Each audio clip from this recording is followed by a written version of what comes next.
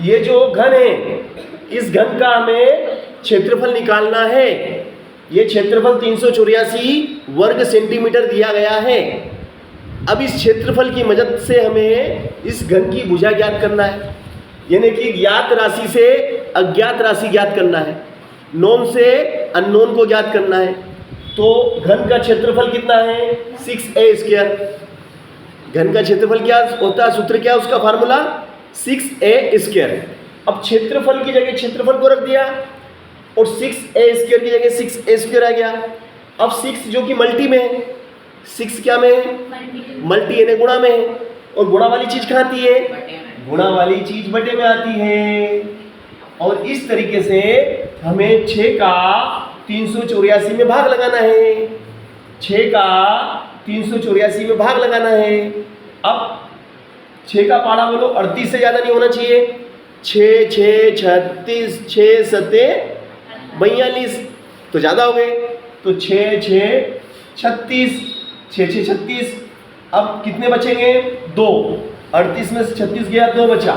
2 इसको दिया तो 6 चौक 24, ये हो गए 64 = a²। अब वर्ग घटेगा, वर्ग घटेगा तो क्या लगेगा? वर्ग घटेगा तो वर्गमूल लगेगा।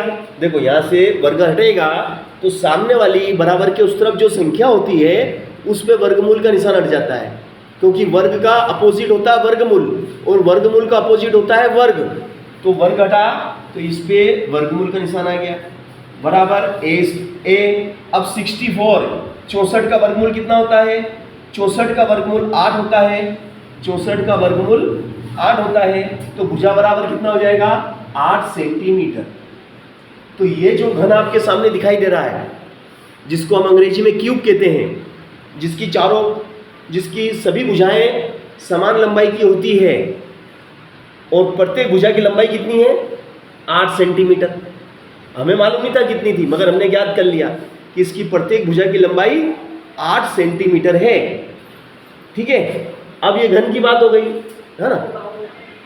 अब इस घन का जो क्षेत्रफल का जो सूत्र है वो सूत्र आपको याद होना चाहिए। अगर सूत्र याद है तो ही आप ये सवाल कर पाएंगे, अन्यथा नहीं कर पाएंगे। तो गणित का मुख्य हथियार क्या है? पहाड़े, सूत्र भी याद होना चाहिए और पहाड़े भी याद होना चाहिए। क्योंकि पहाड़े जैसे अभी 6 का पहाड़ा मुझे याद था, तो 6 का पहाड़ा याद था इसलिए तो मैंने 6 से इसको विभाजित कर दिया, 6 का इसमें भाग दिया। भाग देने पे भागफल 64 आया। अगर 6 का पहाड़ा मुझे याद नहीं होता तो मैं भाग दे पाता क्या? तो इसलिए पहाड़े भी याद होना चाहिए।